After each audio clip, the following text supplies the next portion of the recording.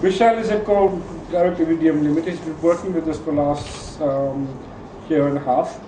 And his concept of launching YLEs, I think, is fabulous.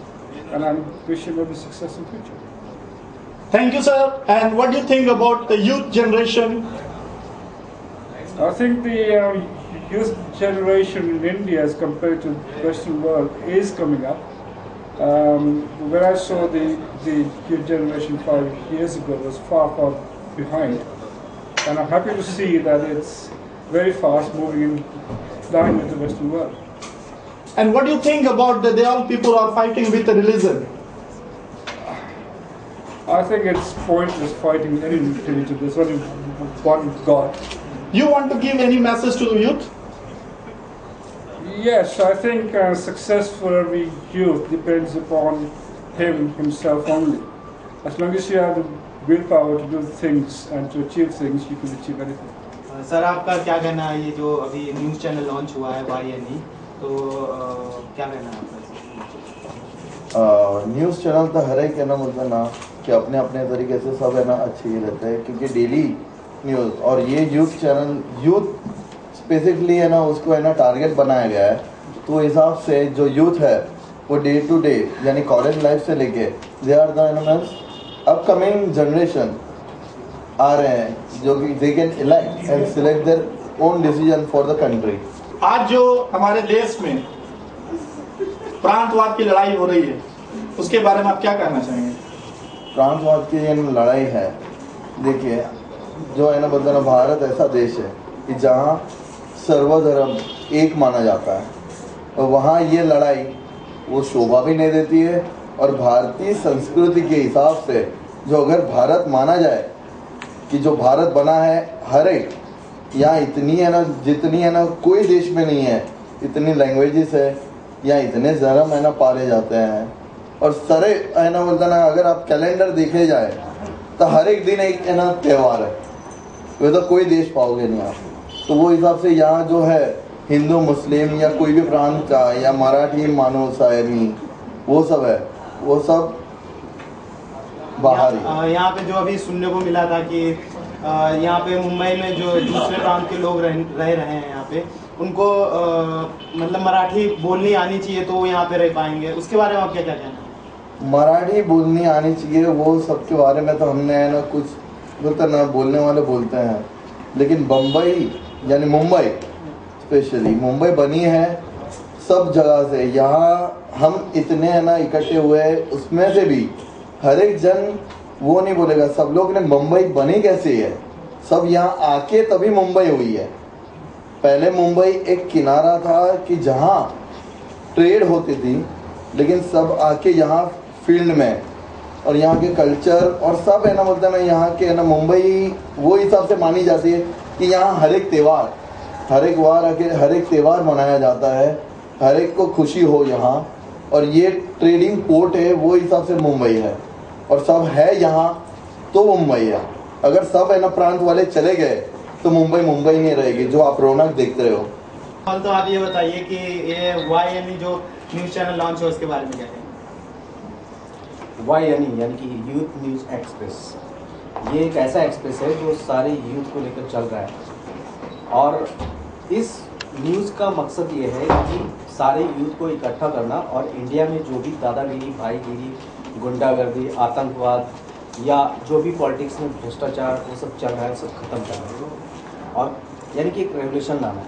और ये सब एक ही आदमी कर सकता है, वो है इस देश का यूथ। इसलिए यूथ यानी कि मोस्टली जो हमारे स्टूडेंट्स हैं वो लोग भी इस देश में बहुत बदलाव कर सकते हैं।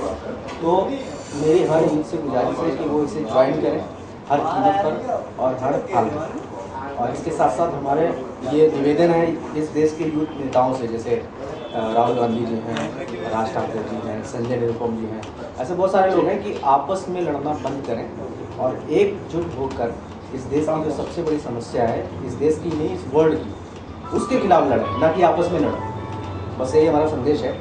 हमारे चीफ एडिटर विशाल जी जिन्होंने पहला कदम उठाया यूथ को इकट्ठा करने का, तो बहुत ही समर्पित है इस न्यूज़ के लिए और मैं भी बहुत दिलो जान से कोशिश कर रहा हूँ कि ये न्यूज़ बहुत आगे आए।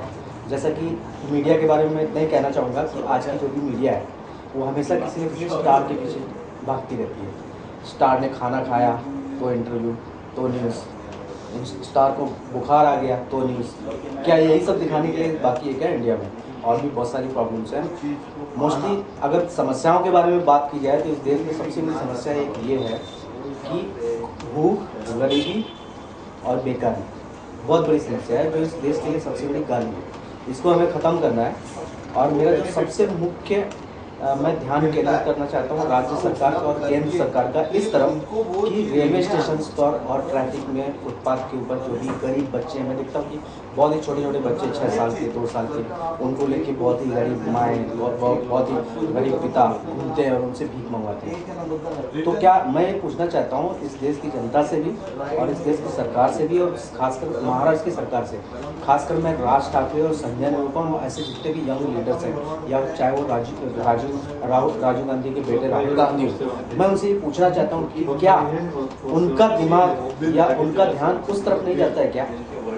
क्या उनका कोई फ्यूचर नहीं? एक 6 साल के बच्चे ने क्या गलती की? एक 6 साल के बच्चे ने, एक 7 साल के बच्चे ने, क्या वो इस इंडिया का फ्यूचर नहीं हो सकता है?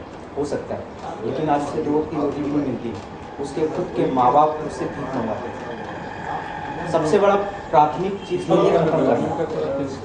लोग आंदोलन करते हैं, धरना देते हैं, जातिवाद आंदोलन के खिलाफ लड़ते हैं, उसके बारे में लड़ते हैं, आपस में लड़ते हैं, लेकिन क्या किसी ने ऐसा कोई कदम उठाया कि एक भी बच्चा, कम से कम मुंबई में, चलो मुंबई से शुरुआत करते हैं, कि एक भी बच्चा मुंबई में ऐसा नहीं होना चाहिए जिसको एक गरीब माँ लेके भीख मांगती हो? मैं बोलता हूँ कि सारे नेताओं ने अपनी आंखें बंद करके रखी हैं। मुझे शर्म आती है अपने देश के नेताओं पर, कर्णधारों पर, जो वोट मांगने के लिए हर साल आ जाते हैं, बड़े बड़े भाषण देते हैं, बड़ी बड़ी लड़ाइयाँ लड़ते हैं। My name is Khan release हुई तो इसके खिलाफ आवाज़ उठाते हैं, लेकिन इस समस्या के ऊपर किसी ने आवाज़ उठाई? कोई टीवी चैनल, इस देश का कोई भी टीवी चैनल क्या किसी एक भिखारी का इंटरव्यू करता है कि तुम यहाँ इस हालत में क्यों?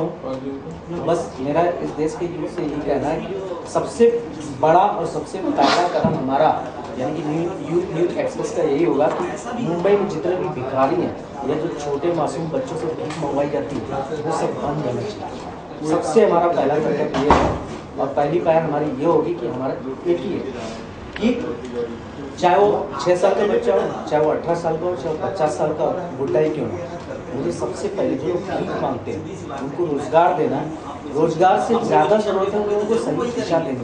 इस देश के नेता उन्हें सही दिशा भी नहीं दे सकते, तो क्या कर सकते हैं? और बोलते हैं कि हम ये हैं, हम ये करेंगे, हम वो करेंगे। अरे क्या करेंगे यार तुम?